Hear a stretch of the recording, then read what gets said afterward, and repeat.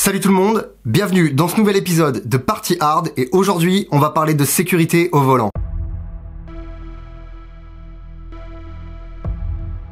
Quand on prend la route pour une teuf, on n'est pas toujours conscient des risques que l'on prend. Que ce soit pour notre vie, celle des autres ou même pour notre permis. Aujourd'hui, on va donc faire un point sur ces différents risques et donner quelques conseils pour ne pas perdre son permis ou la vie sur la route.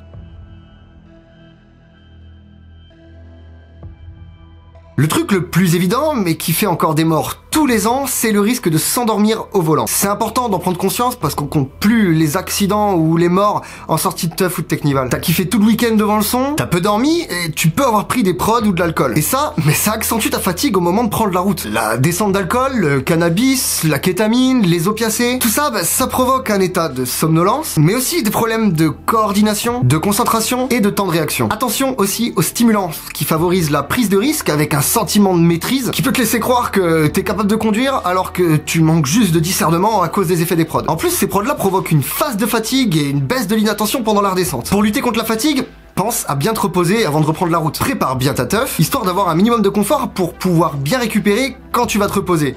Par exemple, pense à prendre un bon duvet. À l'aller et au retour, c'est important d'avoir un bon copilote qui peut faire la conversation et qui peut prendre le volant si tu te sens trop fatigué. Faites des pauses régulièrement et si vous changez de conducteur, assure-toi que ton pote est bien reposé et ne soit pas sous l'emprise des prods ou de l'alcool. Si t'es seul sur la route ou que tes potes ne peuvent pas conduire et qu'à un moment donné tu sens que tu commences à somnoler, ne prends pas de risque et repose-toi. Mieux vaut arriver tard que mort. Que ce soit en rentrant de la teuf ou même en y allant, faites très attention à la consommation en conduisant, notamment avec le cannabis. Certains peuvent penser que fumer en conduisant ne présente pas de risque particulier. Tout ça parce qu'on a l'impression d'être prudent et concentré. Mais les effets du cannabis représentent un réel danger pour la conduite. Forte diminution de la vigilance et augmentation du temps de réaction. Ok, c'est moins pire que d'être bourré, et la loi qui considère que fumer un pétard 3 jours avant de prendre le volant est pareil que conduire à 2 grammes est complètement absurde, on est d'accord. Mais n'empêche que fumer des pètes en conduisant, c'est dangereux, et pour toi et pour les autres. On va pas vous faire le détail des risques qu'il y a à conduire en étant raide. On y passerait 3 heures et dans le fond, il y a qu'une seule chose à dire.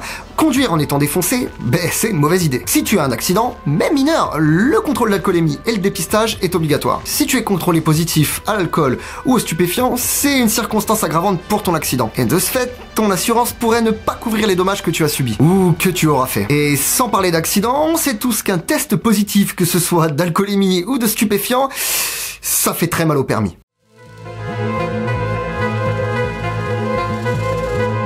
Tout d'abord, il y a le contrôle d'alcoolémie et de dépistage. À partir du moment où t'es au volant, tu peux être soumis à un contrôle d'alcoolémie ou à un dépistage salivaire. Le test salivaire permet de détecter 5 drogues à la fois. L'héroïne, la cocaïne, les amphétamines, l'ecstasy et le cannabis. Sache qu'actuellement, il y a une expérimentation pour permettre aux forces de l'ordre de détecter la kétamine avec un dépistage salivaire. En cas de résultat positif, les forces de l'ordre gardent ton permis pour une durée maximale de 3 jours et effectuent un deuxième contrôle avec un éthylomètre ou une prise de sang pour l'alcoolémie ou bien avec un deuxième test salivaire pour les stupéfiants. Ce deuxième prélèvement sera analysé en laboratoire et les résultats seront connus quelques jours plus tard. Si le résultat du premier test est positif, les forces de l'ordre doivent obligatoirement te dire que tu as le droit de réclamer une contre-expertise qui consiste simplement en une prise de sang. Tu as 5 jours pour faire cette demande et l'examen est à tes frais. Attention, ne confonds pas le fait que les policiers t'informent qu'ils vont faire un deuxième prélèvement avec la notification de contre-expertise. Et ouais, parce que c'est pas la même chose. Ils ont l'obligation de faire un deuxième test alors que la contre-expertise est faite à ta demande et c'est juste un droit. Si le résultat du deuxième prélèvement est positif, l'infraction conduite après usage de stupéfiants ou bien conduite sous l'emprise d'un état alcoolique est constituée et tu es passible de sanctions et de poursuites judiciaires. Quelles sanctions en cas d'alcotest positif? Si le taux d'alcool est compris entre 0,5 g par litre de sang ou 0,79 g par litre de sang, mais aussi 0,2 g par litre de sang pour les jeunes conducteurs, alors c'est une contravention de classe 4 et tu risques la perte de 6 points sur ton permis, une amende de 135 €, des amendes majorées pouvant aller jusqu'à 750 €, une suspension de ton permis pour maximum 3 ans. Si le taux d'alcool est supérieur à 0,80 g par litre de sang, alors c'est un délit et tu risques des sanctions bien plus importantes. Toujours la perte de 6 points sur ton permis, l'inscription du délit sur ton casier judiciaire, une amende pouvant aller jusqu'à 4 500 €, mais aussi jusqu'à 2 ans de prison. En plus de ça, tu risques aussi des peines complémentaires. La suspension de ton permis pour maximum 3 ans, l'annulation complète de ton permis avec interdiction de le repasser pendant 3 ans, des travaux d'intérêt généraux, obligé de faire un stage de sensibilisation à la sécurité routière à tes frais, mais tu peux aussi te voir interdire de conduire certains véhicules, notamment les poids lourds.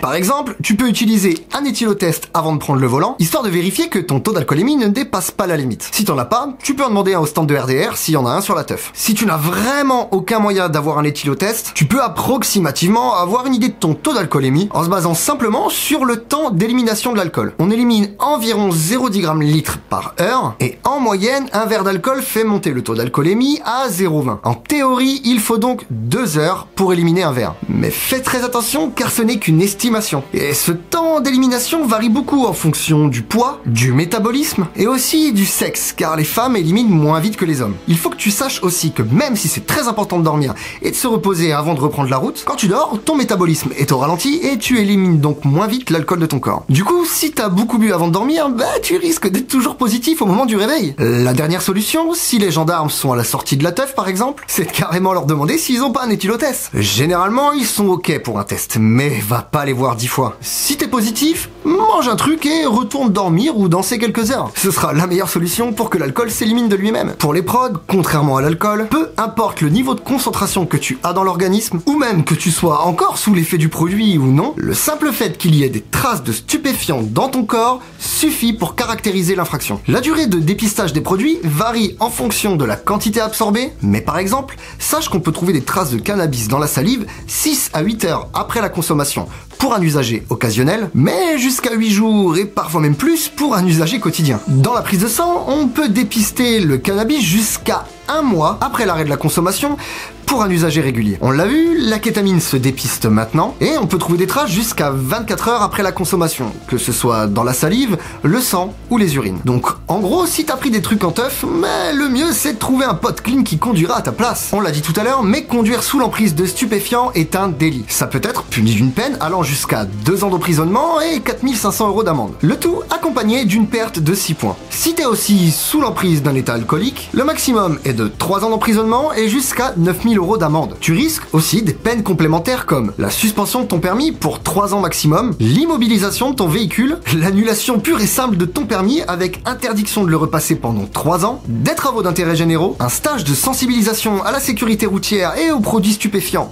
à tes frais, et une interdiction de conduire certains véhicules. Attention, même si c'est absurde, peu importe le type de produit consommé et parfois même la quantité, la sanction est la même à partir du moment où le dépistage est positif. En cas de récidive dans les 5 ans, tu risques une annulation de ton permis avec interdiction de le repasser pendant 3 ans. Tu risques aussi l'immobilisation de ton véhicule pendant une durée maximum d'1 an, voire même sa confiscation. Mais tu risques aussi jusqu'à 9 000 € d'amende et jusqu'à 4 ans de prison. Si tu t'es fait suspendre ton permis de conduire suite à un contrôle routier, une fois le délai de suspension dépassé, tu pourras être convoqué devant une commission médicale pour le récupérer. Ça se fera à tes frais et tu seras soumis à un contrôle d'alcoolémie ou à un dépistage. En fonction des résultats, tu pourras récupérer ou non ton permis. Si tu n'es pas contrôlé positif, tu pourras récupérer définitivement ton permis de conduire ou le récupérer provisoirement avec des visites médicales à passer pendant une période probatoire. Mais si tu es positif, tu risques une prolongation de la suspension, une annulation du permis et ou une injonction de soins ou encore un stage sur la sécurité routière et les drogues. En gros, si tu te prodes en teuf, t'es mort au premier contrôle un peu sérieux. Bon,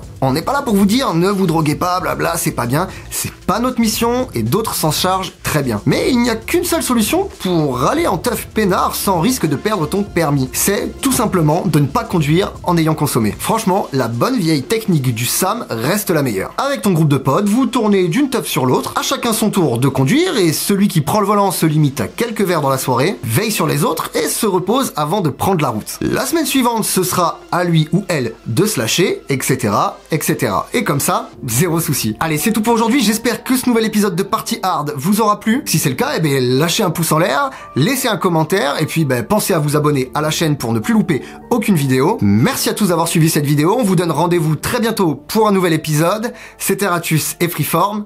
Ciao.